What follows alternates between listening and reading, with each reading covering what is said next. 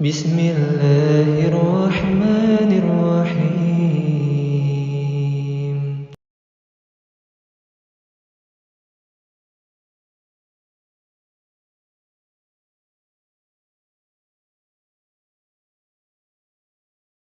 Mulai Allah Ta'ala, kita melanjutkan kajian kita. Inti masalah hal-hal yang perlu diperhatikan ketika orang sedang sakit atau orang sedang mendekati kematiannya, apa yang harus dilakukan ya.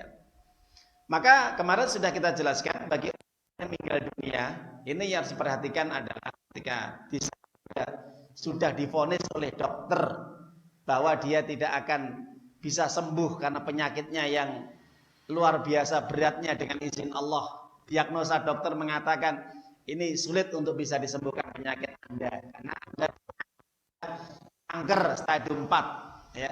Anda kena liver, Anda kena jantung, Anda kena apa saja yang itu penyakit berat yang mungkin sudah angkat tangan untuk mengobatinya.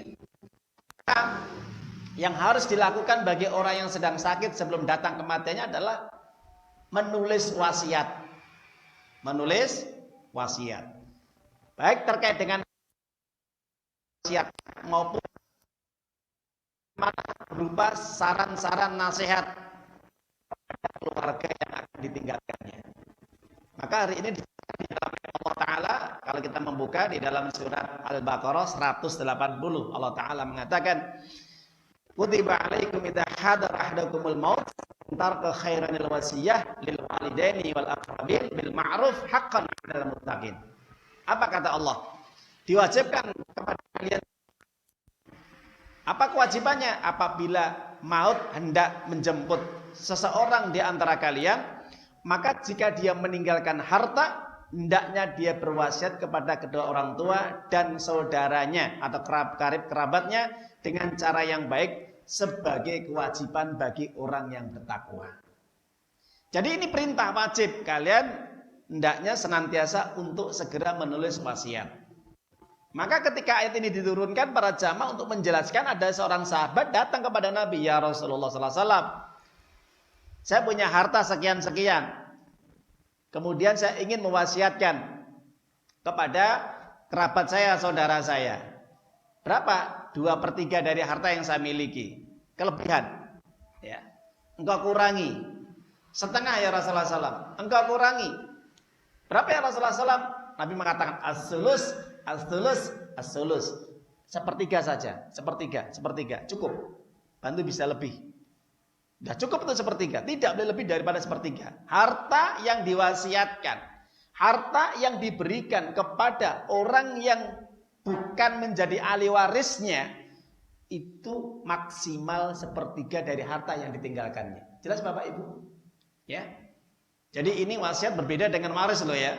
Kalau waris nanti yang diberikan kepada orang tua, istri ataupun anaknya. Adapun wasiat diberikan kepada selain ahli warisnya. Ini masalah harta. Dan harta yang dimilikinya misalkan dari sepertiga, misalkan kalau seandainya 1M ya, sepertiganya berapa? Ya sepertiganya 330 ya, juta. Nah, itu diberikan kepada selain ahli waris. Sisanya itu adalah yaitu wasiat, itu wasiat ya, sepertiga itu wasiat dari harta yang dimiliki, maka lebihan daripada itu maka itu diwariskan ahli warisnya. Nah itu yang pertama. Yang kedua, wasiat terkait dengan nasihat-nasihat kepada keluarga yang ditinggalkannya. Ya, jadi nggak boleh misalkan mewasiatkan harta itu digunakan untuk apa? Maksiat. Semua. Nah, ya, atau istrinya, ini ada harta yang saya tinggalkan, berikan kepada saudara. Apa? Tempat lokalisasi atau tempat-tempat yang digunakan yang melakukan perbuatan maksiat, itu dilarang. Atau untuk mendukung berzina, memberikan kesempatan tempat-tempat yang dimana digunakan untuk ya konser-konser musik, lagu-lagu, nyanyian, ya, berikhtilat, berkholwat, bercampurnya laki-laki perempuan, digunakan untuk tempat-tempat di situ hal-hal yang maksiat. Nah ini parah, Bapak Ibu ya. Wasiat yang seperti ini jelas mungkar ini. Maka kalau dia berwasiat seperti itu dan itu dijalankan, maka dia dapat dosa. Atau maksiat, nanti kuburan saya itu kalau bisa dikijing, bangun, ditekel, dikasih kubah, dikasih pagar, dikasih lampu, ya. Nah ini wasiat-wasiat yang melanggar aturan syariat. Nah ini yang wasiat tadi melanggar aturan, berdosa, dan yang menjalankan juga berdosa. Jelas Bapak Ibu? Nah, sebaliknya wasiat yang harus dijalankan adalah wasiat yang itu mengandung perbuatan baik, ridha Allah, pahala Allah. Apa? Misalkan ini saya wasiat, ya, harta ini tolong, harta. Iya, harta ini diberikan untuk yatim piatu, masjid, musola, orang-orang yang berjihad di jalan Allah, orang yang berdakwah di jalan Allah, dan yang lainnya. Ya, itu dijalankan. Kalau dia merubah wasiat tadi, maka dia menanggung dosa. Jelas Bapak Ibu? Nah, itu wasiat harta. Sedangkan wasiat tulisan, hendaknya segera untuk menulis wasiat. Kenapa? Karena wasiat penting untuk memberikan pelajaran kepada anak-anaknya. Jadi wasiatnya kepada anak-anak kita yang kita tinggalkan Bapak Ibu, yang pertama, perintahkan keluarga yang akan kita tinggalkan untuk bertakwa kepada Allah, menjalankan semua perintah Allah, menjauhi larangan Allah, tidak syirik, menyekutukan Allah. Jelas Bapak Ibu? Ini tulis wasiat tadi untuk anak-anaknya. Yang kedua, hendaknya menyambung silaturahim, berbuat baik kepada ibu atau ayahmu, atau berbuat kepada orang tuamu, nenek-nenekmu, kakek-kakekmu, kerabatmu, pamanmu, pakdemu. Sambung silaturahim yang ada hubungan dengan rahim, ya, yaitu hubungan dengan apa? Rahim, ya, nasab. Nah itu. Perintahkan supaya untuk berbuat baik kepada tetangga, saudara-saudaranya, teman-teman ayahnya, teman-teman dari ibunya. Meskipun sudah meninggal dunia nanti itu harus disambung terus. Ya, teman-teman dari jamaah ayahnya dan sebagainya. Jadi saya pribadi ini persiapan untuk menulis wasiat. Nanti kalau anak-anak saya meninggal dunia, ini sambung silaturahim jenengan-jenengan ini. Harus tetap berhubungan terus. Ya, jangan sampai terputus. Kalau sudah meninggal dunia ya sudah, ustadznya sudah mati.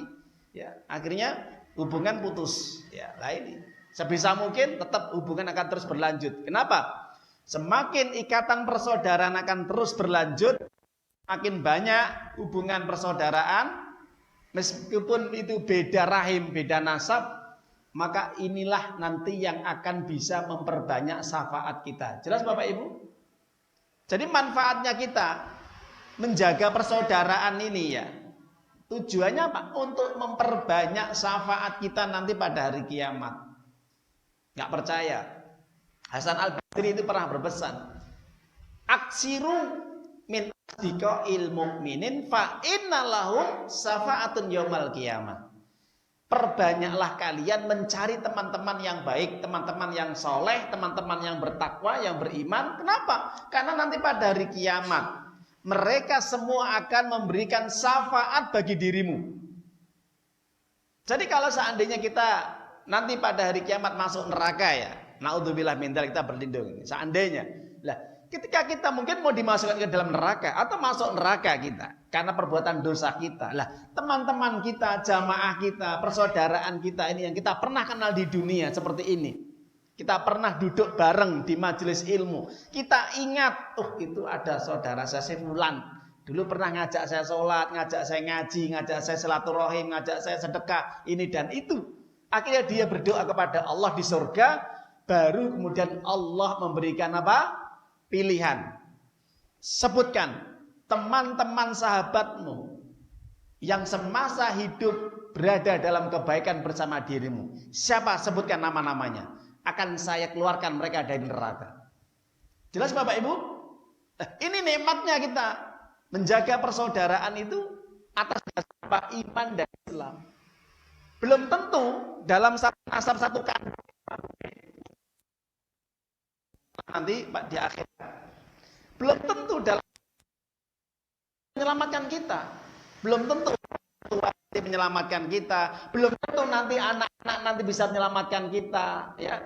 Belum nanti kakek-kakek nenek kita menyelamatkan kita. Kalau mereka tidak beriman, kalau mereka tidak beramal soleh, mereka tidak akan bisa memberikan syafaat kepada kita. Jelas Bapak Ibu? Iya, kenapa? Nama Allah sendiri mengatakan, "Fama tanfa'hum syafa'atu syafi'in." Mereka nanti pada hari kiamat tidak akan bisa memberikan syafaat bagi orang-orang yang harusnya diberi syafaat. Siapa mereka yang tidak bisa diberi syafaat? Atau sebaliknya mereka tidak bisa memberikan syafaat? Mereka yang semasa hidupnya kata Allah, ingat, anil mujrimin makakum sakor. Qalu lam naku minal musallin wa lam naku nutimul wa kunna nakhudu mal khaidin wa kunna nukadzibu biyaumiddin. 4 golongan ini yang tidak akan bisa memberikan pada hari kiamat bagi orang-orang yang akan memberikan syafaat. Siapa mereka? Orang yang semasa hidupnya tidak pernah sholat. Tidak pernah sholat. Semasa hidupnya tidak pernah sholat. Sampai dia mati, maka keluarganya, istrinya, suaminya, anaknya, orang tuanya, kakek, neneknya, saudara-saudaranya tidak akan bisa menyelamatkan dia dari api neraka. Ingat, hati-hati. Jangan main ya. Surat Al-Mudathir ayat 42 sampai 48. Nanti dibuka Al-Qur'annya. Surat yang 78. Surat Al-Mudathir, ya. Jadi orang yang tidak pernah salat, mereka tidak akan diberi syafaat oleh Allah. Dari orang yang memberikan syafaat, dari keluarganya, temannya. Apalagi kok keluarga temannya. Nabi tidak diperkenankan untuk memberikan syafaat kepada orang semasa hidupnya tidak pernah sholat 5 waktu. Oke? Jadi jangan main-main hidup ini ya. Ya kalau kita ini terbuai, terlalaikan dengan kenikmatan dunia, sibuk dengan urusan dunia, sampai kita meninggalkan sholat, ya sudah. Jangan berharap nanti pada hari kiamat ada orang yang bisa memberikan syafaat. Bahkan Nabi pun tidak akan bisa memberikan syafaat. Jadi para jamaah, ini pentingnya wasiat. Kita kembali kepada wasiat ya. Jadi saya harapkan kepada bapak-bapak ini yang sudah umur, bahkan ini yang mungkin umur-umur di atas 5, menulis wasiat.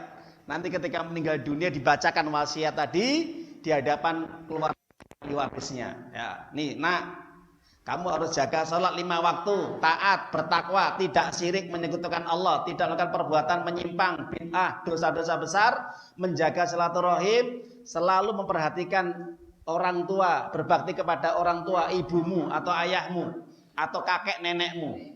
Atau menjaga silaturahim atau persaudaraan di antara jamaahmu, teman-temanmu, kerabat-kerabat dari saudara, dari ayah atau ibumu. Itu wasiat harus ditulis. Sekarang Ustaz boleh nulis? Iya, sekarang nggak apa-apa. Tulis di kertas atau mungkin di HP nggak masalah. Mana dalilnya? Kita buka dalilnya, hadis Imam Bukhari Muslim dari Anas bin Malik ya. Rasulullah SAW bersabda, "Mahaqqu imri'in muslimin." Tidak ada seorang muslim lahu syai' yusafihi, yang dia itu memiliki sesuatu yang harus diwasiatkan, harta atau nasihat. Ya, silahkan. Dia memiliki sesuatu syai',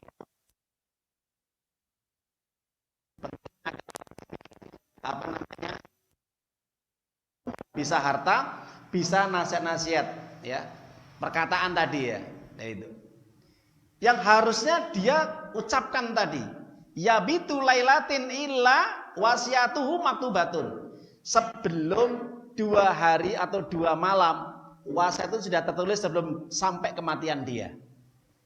Nah, kadang-kadang orang tua ini kan nggak pernah memikirkan masalah ini, sehingga kadang ketika tidak ada wasiat yang ditulis oleh orang tua yang mau meninggal dunia, apa yang terjadi Bapak Ibu? Kadang-kadang anak itu ya sudah nggak ada wasiat, jadi nggak teringat dalam benak pikirannya itu. Anak itu mau disuruh sholat, mau bertakwa, beriman, babah mau karepmu, mau berbuat syirik ya terserah.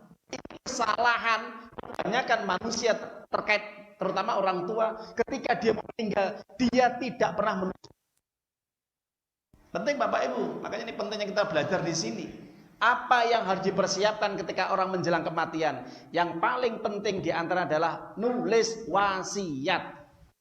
Baik harta yang ditinggalkan, saya wasiat memberikan harta tadi, ditinggalkan tadi kepada saudara-saudaranya yang bukan ahli warisnya, atau temannya atau jamaahnya, silakan ya kalau dia punya harta, atau menulis wasiat tentang nasihat supaya keluarganya tetap beriman bertakwa kepada Allah, tidak syirik dan ini dan itu, yang penting kebaikan. Nah, ini penting Bapak Ibu nggih. Ya, mudah-mudahan ini bisa membuka pikiran kita dan mendapat ya tambahan ilmu yang kadang-kadang kebanyakan orang tua ini apa wasiat ini? Dikira wasiat itu adalah warisan ya. Jadi bukan. Waris itu jelas sudah wajib itu nanti pembagiannya. Tapi wasiat ini adalah sesuatu yang harus tertulis sebelum dia meninggal dunia. Ya, mungkin ini saja kurang lebihnya apa yang kita sampaikan kepada para jamaah. Ini pentingnya kita mengaji, mempelajari tentang ilmu Al-Quran dan hadis Nabi agar kita betul-betul mempersiapkan diri kita, bekal kita untuk menyambut kematian ya. Wallahu a'lam bishawab, mudah-mudahan bermanfaat. Insyaallah kita langsung tutup karena tidak ada pertanyaan untuk hari ini. Mudah-mudahan ini bisa menjadikan tambahan ilmu kepada kita. Dan sebelum kita tutup, kami sarankan jangan lupa untuk terus mendoakan saudara-saudara kita yang hari ini diuji oleh Allah ya. Kaum muslimin yang hari ini merasa ya terdolimi, memang didolimi ya, hari ini sedang didolimi, dibunuh, dibantai, disiksa ya, dengan begitu kejam, keji oleh Zionis Israel di Palestina. Jadi kalau kita tidak punya perasaan iba, kasihan, perhatian, ingin menolong, membantu, minimal doa. Kalau kita nggak mampu dengan harta, nggak mampu dengan nyawa kita, yang hari ini kaum muslimin menghadapi penjajahan, perhatikan, Anda akan dituntut di hadapan Allah. Ingat, kita akan dituntut di hadapan Allah kalau kita nggak punya rasa iba, peduli, nggak mau cek. Karena ingat, satu nyawa orang mukmin, orang muslim itu sampai dialirkan darahnya, dibunuh, dibantai, itu lebih mulia dari dunia dan seisinya.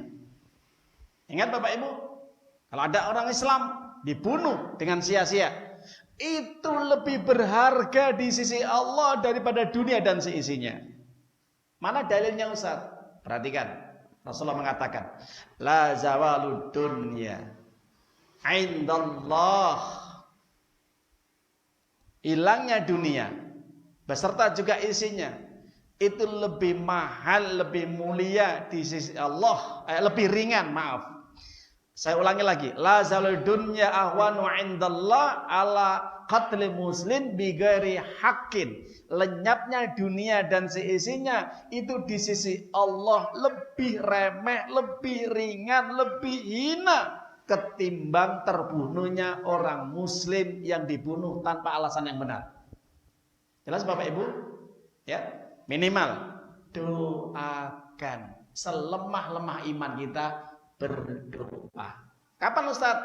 Di waktu sholat, di waktu sujud. Makanya ketika sujud, ya, lamakan doa terus untuk saudara kita, untuk keluarga kita, untuk diri kita ya.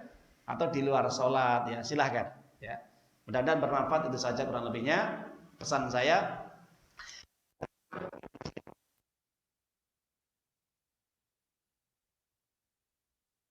Assalamualaikum warahmatullahi wabarakatuh.